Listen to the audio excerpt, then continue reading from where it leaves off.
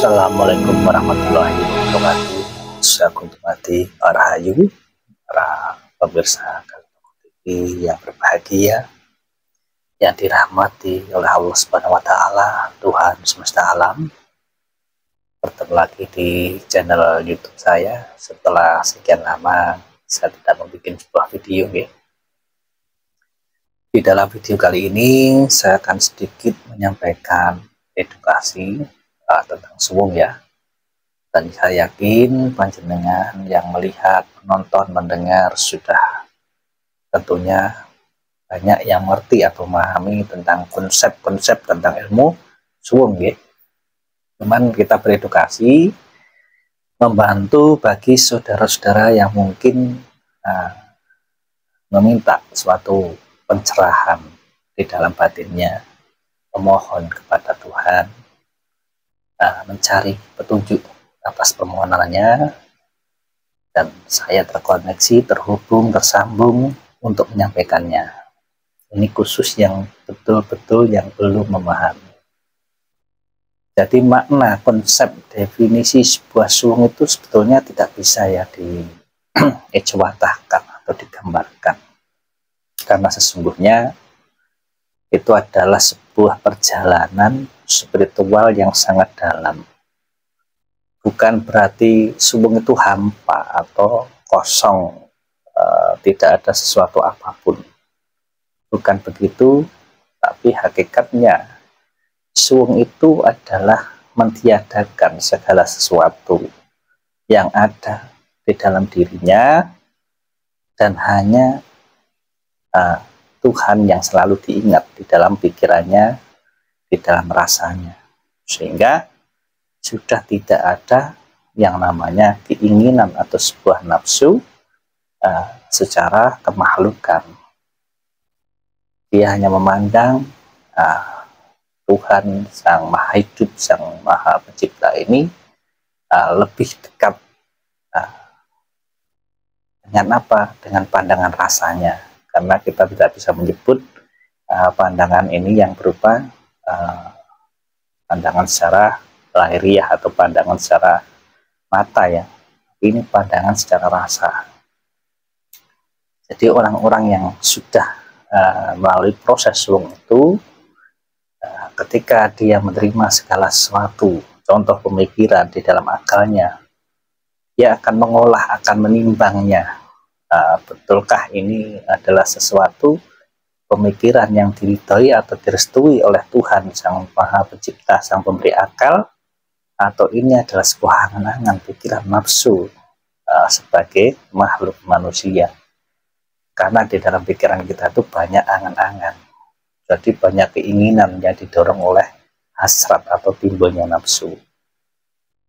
Memang nggak gampang belajar seperti ini, jadi perlu pelatihan atau praktek secara laku. Mungkin bisa secara tafakur, melakukan sebuah suluk atau kholat, mengasingkan diri. Kalau orang-orang zaman dulu tirakat, entah di gua, entah di gunung, atau di mana, itu konsep orang-orang dulu. Tapi sesungguhnya dalam memasuki dunia spiritual untuk lebih dalam ini, suwung itu dalam arti kita sudah belajar, berusaha untuk mengendalikan sesuatu keinginan atau kehendak kita sebagai makhluk manusia ini yang penuh banyak keinginan secara nafsu manusiawi, yang sangat banyak sekali keinginannya, ingin ini, ingin itu, dan sebagainya. Itu bagaimana caranya untuk mengendalikan, supaya apa? Ketika kita sudah mengosongkan dari segala sesuatu hasrat, nafsu, keinginan yang ada di dalam diri kita sebagai makhluk manusia ini sudah kita kendalikan, maka tentunya kita akan mendapat petunjuk dari Tuhan semesta alam, Allah Subhanahu wa Ta'ala, sehingga di dalam kita melakukan proses menjadi seorang hamba ini yang mempunyai risalah, mempunyai tugas manusia, jadikan oleh khalifah atau wakil Tuhan, atau bisa kita sebut manusia ini adalah wali.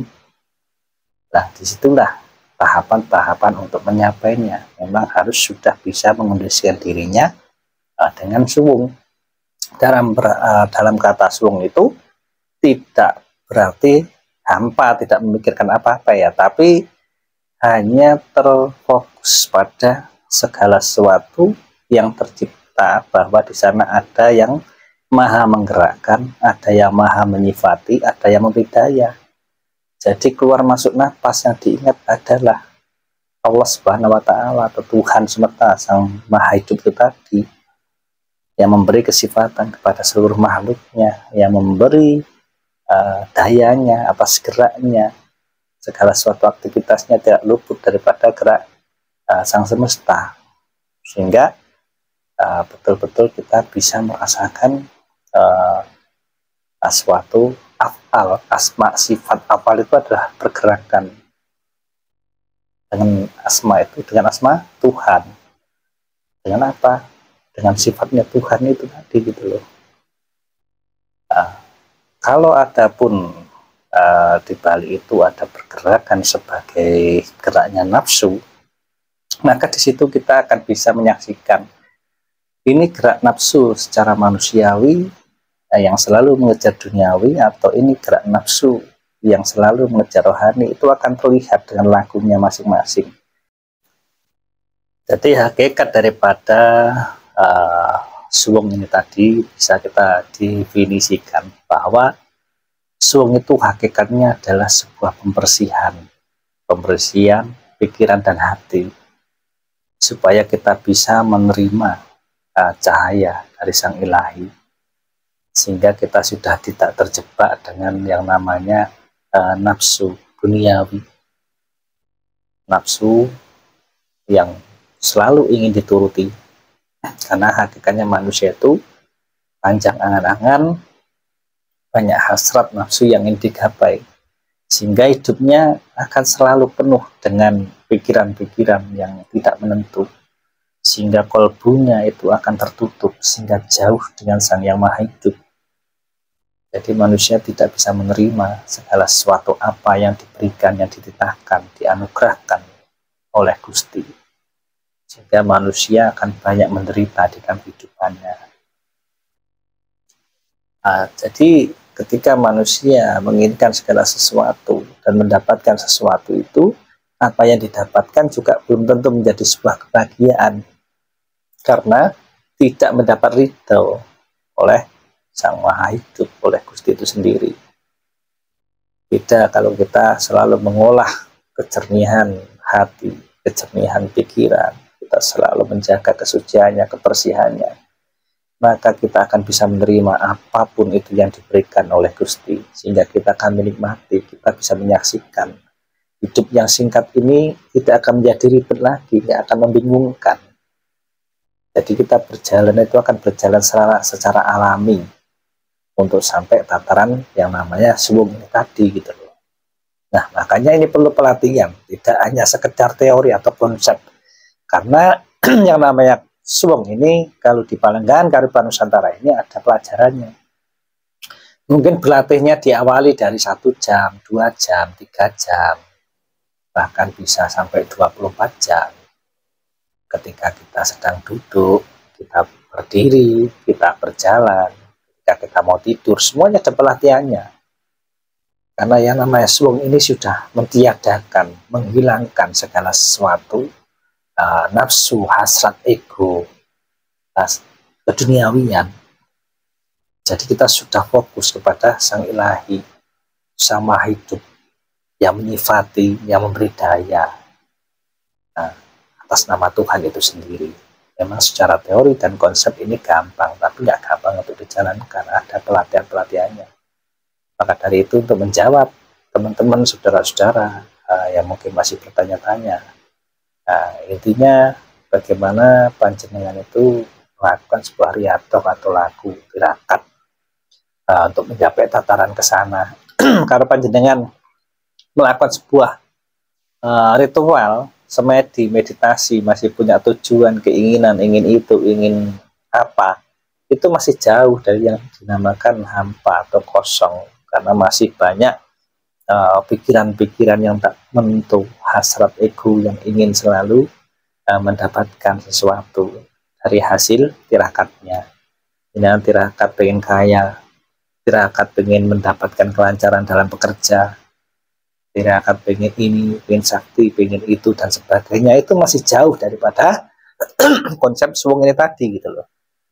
Jadi yang namanya suwung itu ilmu mahal, tidak bisa kita belajar hanya spontan dengan mendengarkan sebuah teori atau konsep yang bisa berikan ini sekedar wawasan atau edukasi.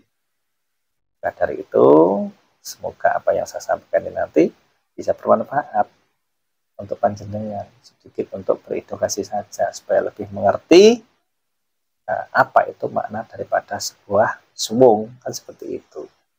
Jadi manusia itu sudah diberi yang namanya tanggung jawab, sudah diperbawasesokan, sudah diberi kuasa, tergantung bagaimana mengolahnya dalam menerima cipta rasa karsa, akal nafsu jasad ini, gimana caranya untuk mengolahnya dan bagaimana caranya untuk menyaksikan, melakukannya dengan perbuatan yang memang diridhoi atau direstui oleh Sang Maha Kuasa. Jadi bukan sudah mengikuti hawa nafsu, sudah tidak bertindak dengan pemikiran nafsunya, sudah tidak melakukan perbuatan dengan mengikuti hawa nafsunya, seperti itu. Nah, jadi untuk teman-teman yang benar-benar serius untuk belajar suwung, monggo cari guru yang terdekat di lingkungan panjenengan, biar nanti mendapat pengarahan yang lebih dalam supaya lebih mengerti makna daripada proses menuju suwung. Jadi ini adalah definisi suwung yang bisa saya sampaikan ini, hanya sedikit saja untuk menjawab pertanyaan panjenengan selama ini, kan seperti itu. Jadi harus sering dilatih yang namanya suwung ini ya. Jadi ada perangkat di dalam diri kita yang perlu diproses atau diolah untuk menuju kekosongan itu tadi. Nanti kekosongan itu kita mengganti segala sesuatu, pemikiran, rasa ini atau perbuatan, tingkah laku ini itu sudah bukan lagi kehendak nafsu atau kita menuruti nafsu, tapi kita betul-betul ngesti dawuh melakukan segala sesuatu kalau memang sudah didhawuhi oleh Gusti, kalau sudah digerakkan atas sifatnya, atas dayanya. Nah, kalau sudah seperti itu, kita akan mempunyai sifat kemalaikatan, tunduk sujud manut, atau kita akan mempunyai sifat kedewataan, sehingga tidak akan melakukan segala sesuatu tanpa perintah Tuhannya. Kenapa kita sebagai makhluk manusia ini selalu melanggar perintahnya? Karena memang kita jauh dari sifat kemalaikatan, kita lebih mengikuti hawa nafsu, sebagaimana hawa nafsu yang digambarkan oleh hewan, semaunya sendiri, seperti itu ya. Karena tidak ada pengendali atau nggak dilatih. Hewan saja kalau sudah dilatih dia juga bisa mengendalikan nafsu liarnya kalau ada pawangnya, apalagi manusia. Harusnya tentunya manusia lebih gampang untuk dilatih karena manusia punya akal, punya kecerdasan. Dan kalau dibuka, manusia itu punya kecerdasan semesta yang bisa mengakses segala sesuatu isi alam semesta, baik ngaji diri, ngolah rasa di dalam dirinya, dan memahami jagat yang gemelar ini, tulisan-tulisan sasmita alam yang gemelar ini bisa dibaca. Jadi mengerti akan sasmita-sasmita alam, seperti itu. Nah, makanya saya menyampaikan ini menjawab beberapa mungkin orang-orangnya masih bingung tentang konsep suwung ini, dan yang berusaha untuk mencari petunjuk dan belum ketemu. Semoga nanti menemukan video saya ini. Kalau sudah menemukan, monggo disegerakan mencari pembimbing di tempat yang terdekat, di tempat panjenengan. Cari guru-guru yang mengajarkan tentang bimbingan ilmu tasawuf atau ilmu-ilmu tentang rasa. Jadi seperti itu deh, sekali lagi. Jadi yang penting tetap semangat di dalam belajar untuk mencapai sebuah ketenangan hidup. Jadi intinya gini, kalau kita itu sudah masuk di ranah suwung, kita akan mampu menghadapi permasalahan-permasalahan yang terjadi. Karena apa? Karena sudah bening, sudah tenang jiwanya, sehingga sudah terasa, terolah pikirannya, rasanya, sehingga ketika mendapatkan ujian dari Gusti ini, entah apapun ujiannya besar atau kecil, itu akan bisa mendapatkan solusi untuk menghadapinya. Itu bagi orang-orang yang suwung. Jadi orang suwung itu kalau dia merasa bahagia, nggak akan berlebihan bahagianya. Kalau dia menderita, tidak akan berlama-lama susahnya, seperti itu. Jadi dia akan cepat kembali kepada Tuhannya di dalam menerima segala sesuatu yang tersaji di alam dunia ini. Karena sudah mengerti betul melalui rohaninya, sudah mengerti bahwa dunia ini hanyalah tempat untuk sendaguro, untuk ujian sebagai manusia.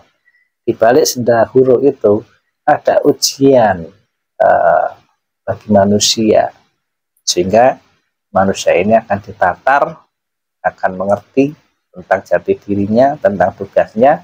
Kalau sampai akhir hayatnya tidak mengerti tentang tugasnya itu tadi, ya mungkin suatu saat akan mendapatkan suatu tugas kembali untuk mencapai sebuah titik kesadaran itu. Tapi walau alam ya, saya tidak bisa menerangkan. Ya kira-kira seperti itu menurut pandangan pribadi saya gitu. Ya, karena manusia diciptakan oleh Sang Yang Maha Hidup. Dan banyak juga yang mengatakan, bukankah manusia itu kalau gini, kalau gitu, ya menggerakkan juga Tuhan, atas sifat Tuhan, atas daya Tuhan. Ya memang betul, cuman saya dari awal bilang, manusia itu sudah diberi purbawasesa, sudah diberi kekuasaan, diserahkan, karena manusia itu diberi akal, nafsu, dan jasad. Bagaimana untuk mengolahnya di dalam menerima akal nafsu jasad ini, seperti itu intinya. Nah, tergantung kamu mau kembali lagi enggak untuk mencapai sebuah ridho atau restu yang maha kuasa, intinya gitu. Oke? Ya, saya kira cukup sekian. Terima kasih, semoga bermanfaat. Kalau ada salah-salah kata mohon maaf. Sagung Dumadi Rahayu. Assalamualaikum warahmatullahi wabarakatuh.